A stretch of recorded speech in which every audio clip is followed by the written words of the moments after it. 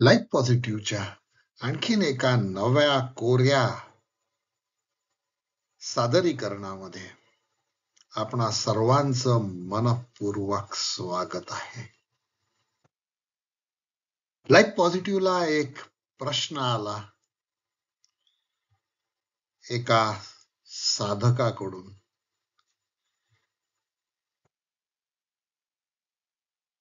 आणि त्या प्रश्नाचं उत्तर द्यायचं होतं आणि म्हणून त्याला चपखल बसेल असं रूपक शोधत होतो.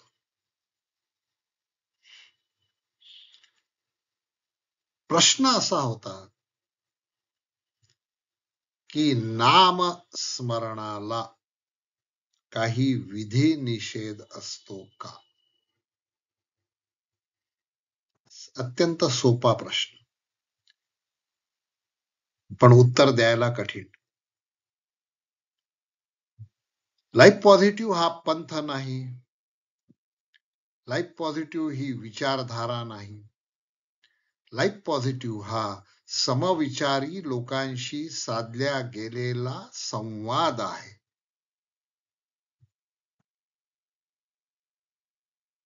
लाईफ पॉझिटिव्ह मध्ये कोणी महंत नाही, कोणी संत नाही आणि कोणी योगीही पण नाही. जे जे आपणासी ठावे ते ते इतरांना सांगावे, सकळ शहाणेस करुनी सोडावे सकळ जन. एका व्हिडिओवर एका मानसशास्त्रज्ञाची कॉमेंट आली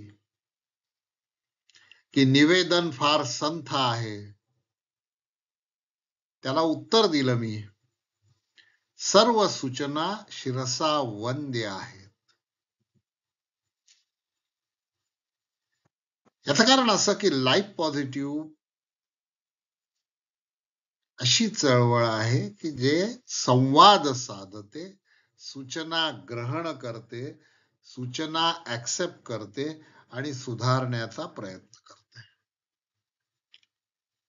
आपण बोलणार आहोत जगद्गुरु श्री संत तुकाराम महाराजांच्या एका अभंगाबद्दल. अभंगाचं शीर्षक आहे कारे नाठवीसी कृपाळू देवासी. अभंग म्हणजे जो कधीही भंग पावत नाही असा अभंग. अभंग म्हणजे अशी शब्दरचना, अशी काव्यरचना जी त्रिकाला बाधित सत्य आहे.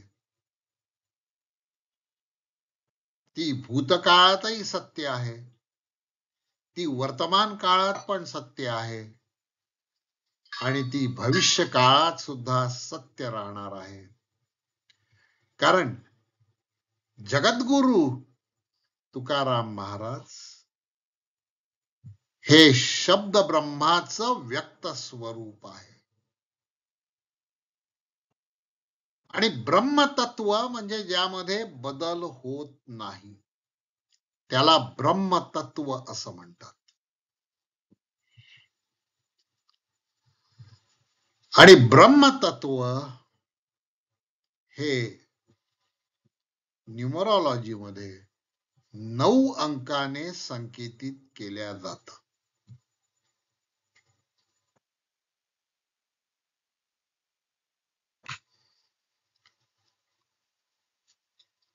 आणि नवरात्री येते आहे म्हणून आणखीन थोडस न्यूमरोलॉजी बद्दल बोलतो की अष्टभुजा देवीची प्रतिष्ठापना होते. 8 भुजा आहेत आणि 9 रात्र तिची पूजा, भजन, गोंधळ, अर्चन, होम आदी विधी होतात. तर 8 हे महामायेचं प्रतीक आहे आणि 9 हे परब्रह्माचं प्रतीक आहे. चला तर बघूया आपल्याला काय गवसतो अर्थ जगद्गुरु तुकाराम महाराजांच्या अभंगामध्ये, जो भंग न पावतो, जो शाश्वत आहे असा काव्य प्रसाद का रे नाठवीसी कृपाळू देवासी.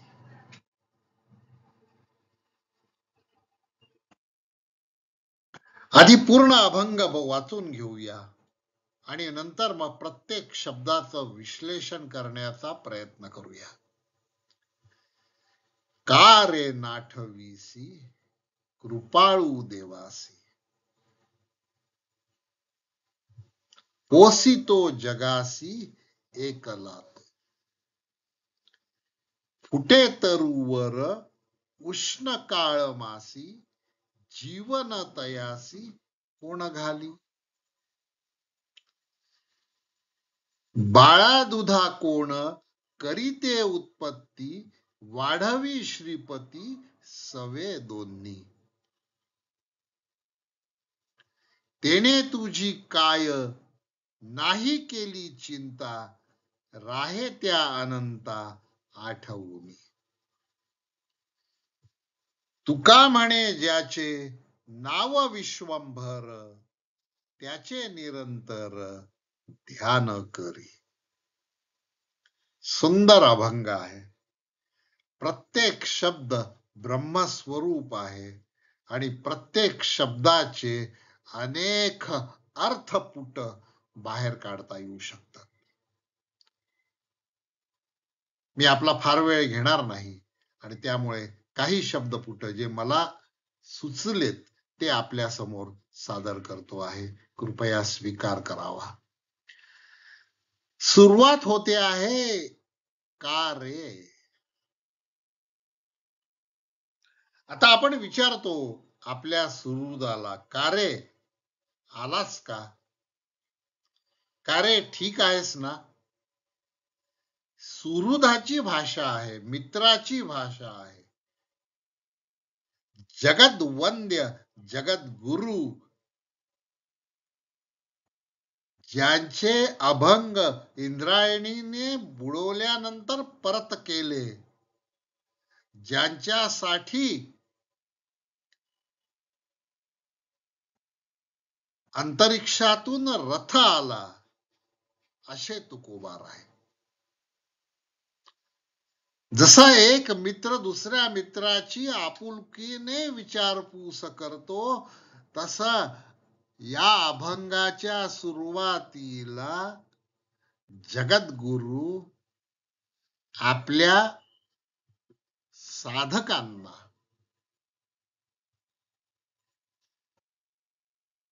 विठ्ठल भक्तांना हाक मारतात आहे, का रे. अरे का रे नाठवीसी. आता या ठिकाणी संधी आहे, न अधिक आठवीसी आणि झालं नाठवीसी. न आठवीसी. का आठवण करत नाहीस रे. आता कोणाची आठवण करायची. देवाची आठवण करायची.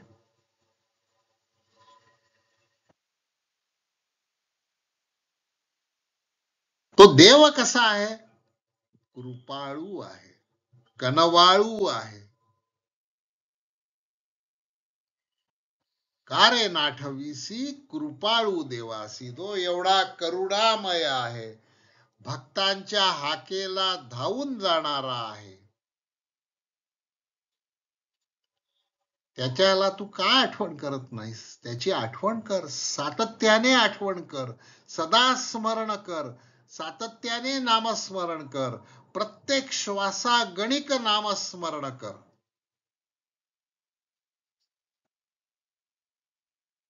असं तुकोबाराय सांगतात आहे पहिल्या ओळीतून. का रे नाठवीसी कृपाळू देवासी. आता देवाची आठवण का करायची.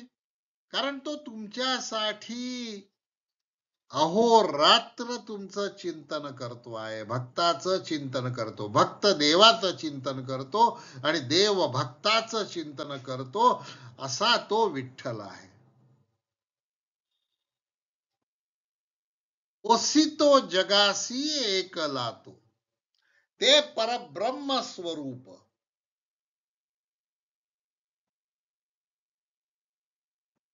तीर्थ विठ्ठल, क्षेत्र विठ्ठल, सगळं विठ्ठल आहे. तो एकटा पोचतो आहे जगाला, तो संपूर्ण जगाला तो एकटाच आहे. तो अनंत आहे, परंतु तो एकटाच आहे. आणि जगामध्ये असंख्य अपरिमित असे जीव आहेत, निरनिराळ्या रूपात आहे. 84 लक्ष योनी सांगितलेले आहेत. कोणाला पक्ष्याचं स्वरूप आहे, कोणाला कीटकाचं स्वरूप आहे, कोणाला मूषकाचं स्वरूप आहे. तू तर मानव आहेस रे, तुला बुद्धी आहे. आणि बुद्धी ही सत्सद विवेकाचं लक्षण आहे. तर तो कृपाळू असलेला देव, तो संपूर्ण जगाची काळजी घेतो, एकटाच घेतो, त्याला तू त्याची आठवण का करत नाहीस? सातत्याने आठवण करायला हवी, सातत्याने नामस्मरण करायला हवं, सातत्याने एक तानता असायला हवी. जर देव भक्तासाठी अहोरात्र उभा आहे, तर भक्तानेही त्याच्याशी नाळ जोडून घेतली पाहिजे नाम संकीर्तनाने. आता हे पटावं म्हणून का देवाला आठवायचं? तो जगाला पोचतो हे सिद्ध करण्यासाठी तुकाराम महाराज एका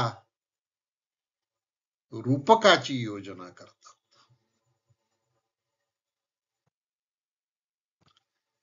उन्हाळा असतो, 40 degree Celsius, 42 degree Celsius, 45 degree Celsius, 46 degree Celsius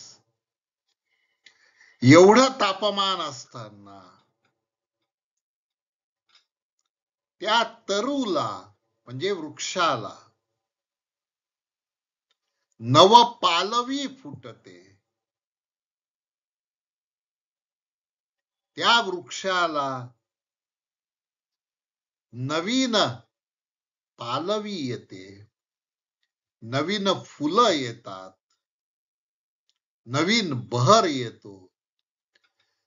एवढ्या तापमानामध्ये ज्या ठिकाणी मानवाला उष्माघात होतो, त्या एवढ्या उन्हामध्ये, तळपत्या उन्हामध्ये सूर्याचा एवढा उष्णतेचा मारा सहन करत त्या वृक्ष उभं राहत, उभं आहे.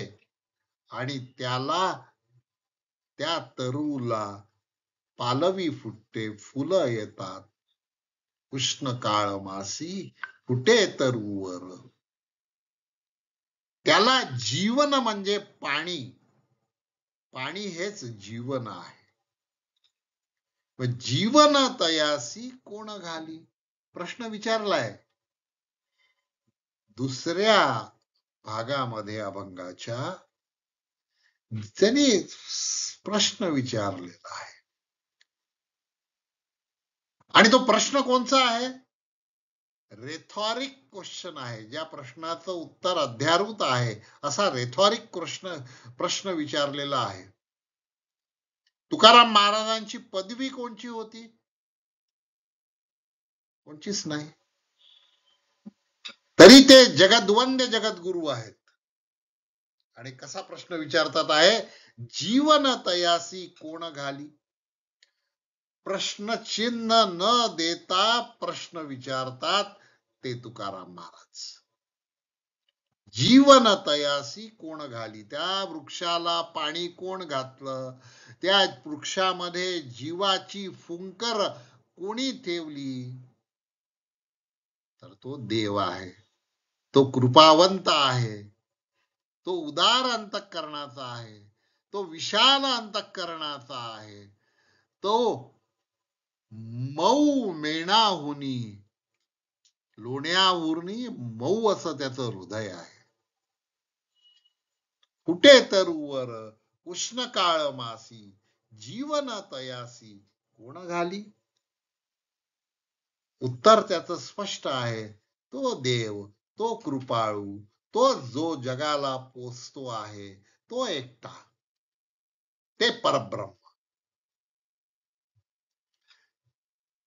पण मी अज्ञानाच्या अंधकारामध्ये बुडालेलो, चाचपडलेलो, मला चक्षु आहेत, परंतु ज्ञान चक्षु मिटलेले आहेत, आणि त्यामुळे मला सांगून सुद्धा पटत नाही, उमजत नाही, आणि म्हणून दुसऱ्या रूपकाची योजना जगद्गुरु तुकोबा राय करतात, तुकोबा माऊली करते. दोन्ही एकाच वेळेला वाढवणारा तो श्रीपती. दुसरी ओळ आपण बघून घेऊया. वाढवी श्रीपती सवे दोन्ही, दोन गोष्टी तोच वाढवितो.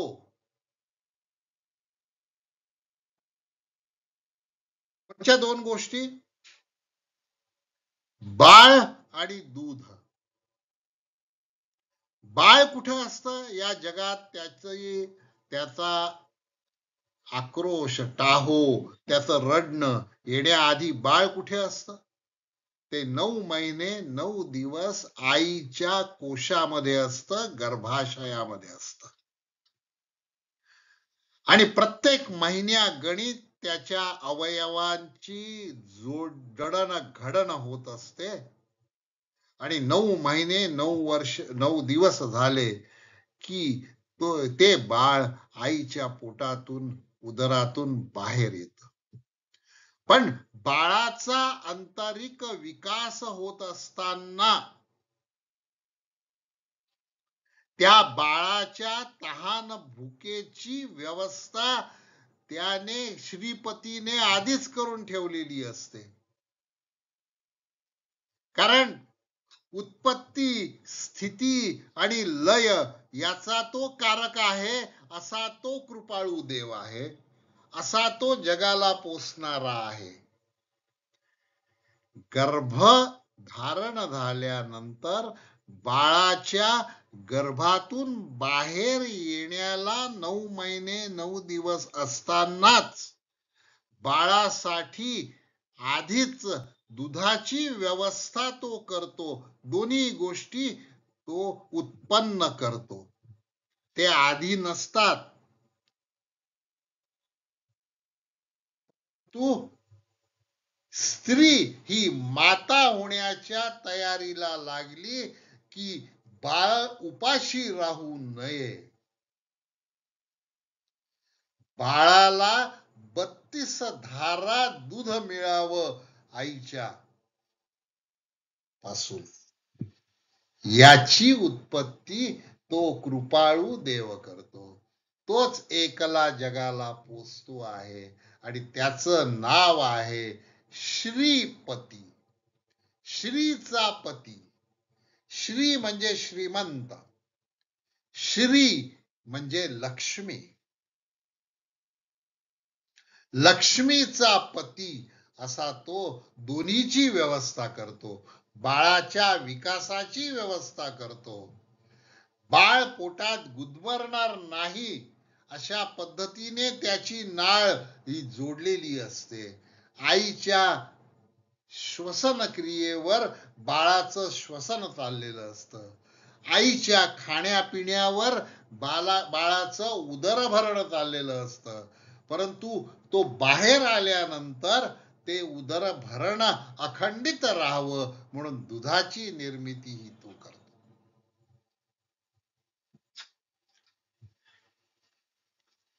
चौथ्या कडव्यामध्ये अभंगाच्या तुकोबा राय पुन्हा प्रश्न विचारतात.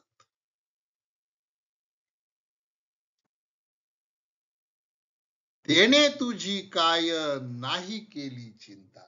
मला सांग बरं,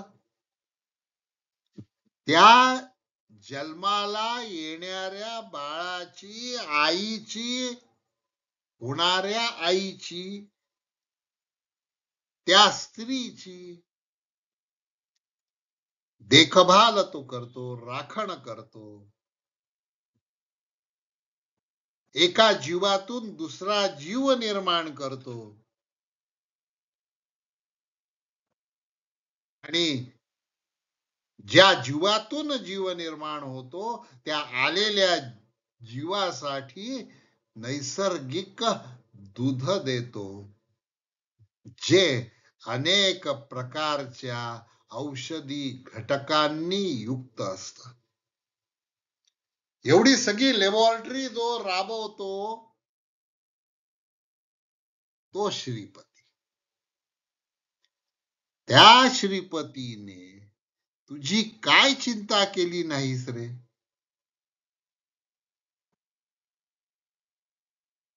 तो अनंत आहे, तो अमर्याद आहे, तो अणुरेणूहून तोकडा आहे, तो आभाळा पलीकडे अंतरिक्षात एवढा मोठा आहे, तसा तो अनंत आहे. तू आठवून बघ, तुझ्यासाठी त्यांनी काय काय केलं ते आठवून बघ, म्हणजे तुला खात्री पटेल की तो एकला जगाला पोचतो आहे, तुलाही पोचतो आहे आणि तो कृपाळू आहे. आठवून बघ, कारण मोहमायेमध्ये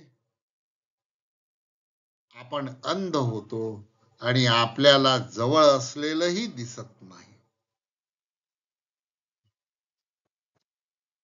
प्रश्न विचारतो, थोडेसे संकट आले की देव कुठे आहे? अरे देव तिथेच आहे, तुमच्या अंतरात्म्यामध्येच देव आहे. तुम्ही त्याला आठवा, त्याच्याशी सातत्याने सन्निधान साधा, तो तुमच्या प्रत्येक प्रश्नाचं उत्तर द्यायला तयार आहे.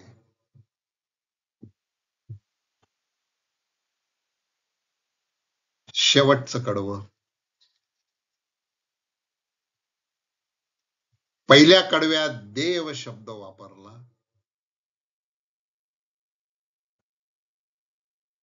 तिसऱ्या कडव्यात श्रीपती शब्द वापरला, चौथ्या कडव्यात अनंत हा शब्द वापरला आणि पाचव्या कडव्यामध्ये त्या जगत पोशिंद्याचं सांगतो विश्वंभर. संपूर्ण विश्व, संपूर्ण ब्रह्मांडामध्ये पृथ्वी, आकाश, वायू, पाताळ, जल, स्थल या सगळ्या ठिकाणी व्यापून जो उरलेला आहे तो विश्वंभर. विश्वाचा भार सहन करणारा तो विश्वंभर, जो विश्वात भरलेला आहे, विश्वाच्या अणुरेणूत भरलेला आहे तो विश्वंभर. तुका म्हणे त्याचे नाव विश्वंभर, त्याचे निरंतर ध्यान करी. त्याच्या नाव घेण्यामध्ये अंतर करू नकोस. तुझा श्वास घेणे आणि उश्वास सोडणे हे सहज होत ते त्याच्याच मुळे. तर प्रत्येक श्वासागणिक आणि प्रत्येक उश्वासागणिक त्याचं नाव घेत राहा. आपले सर्व सुख दुःख त्याला समर्पित कर. तुझ्यावर होणारे सगळे अन्याय, अत्याचार, आरोप, षडयंत्र त्याला समर्पित कर की बाबा रे, तू माझा पोशिंदा आहे, तू संपूर्ण जगाचा पोशिंदा आहे. तुझ्यामुळे माझी जी दिनचर्या चाललेली आहे, श्वासोश्वास चाललेला आहे, तुझ्यामुळे मला मानवी जन्म मिळालेला आहे. पंचकर्मेंद्रिय मला आहेत, पंच ज्ञानेंद्रिय मला आहेत. त्याच्यावर एक असं मन आहे, त्या मनाची प्रगत अवस्था चित्त आहे, आणि त्या चित्तावर बुद्धी आहे, आणि या बुद्धीवर या रथाचा स्वामी असलेला आत्मा आहे, तो तुझ्या परमात्म्याचाच अंश आहे. तू जसा विश्वव्यापक आहे, तसही मलाही विकसित कर, आणि मला तुझ्याशी तादात्म्य साधण्याची यौगिक क्रिया साध्य होऊ दे, असा आशीर्वाद दे. आलेले सर्व दुःख, आलेले सर्व सन्मान, आलेले सर्व मान मी एक रूप होऊन तुझ्या चरणी अर्पण करतो आहे. कारण या जन्मामध्ये जे जे मला मिळालेलं आहे, ती तुझी माझ्याकडे कृपा दृष्टी आहे म्हणून मिळालेलं आहे. त्यामुळे मी तुझं सातत्याने स्मरण करतो आहे. कारण जे भक्त देवाचं सातत्याने स्मरण करतात, त्यांना देव कधीही अनाथ होऊ देत नाही. कारण ज्याचा कोणी नाही, त्याचा तो नाथ आहे, तो अनंत आहे, तो अमर्यादा आहे, तो कृपाळू आहे, तो पोशिंदा आहे, विपरीत परिस्थितीत वाढवणारा आहे, तो श्रीपती आहे, तो माझं योगक्षेम नक्कीच बघणार आहे, असा आत्मविश्वास जगद्गुरु संत तुकोबा राय भक्ताच्या चरणी निवेदित करतात आहे. म्हणून अहो येता जाता, उठता बसता, कार्य करिता, घरी दारी शय्येवरी, रतिसुखाचे अवसरी, समस्तांची लज्जा त्यजुनी भगवत चिंतन करी. भगवत चिंतन करी, भगवत चिंतन करी. जय तुकोबा राय, जय विठोबा माऊली, जय अनंत.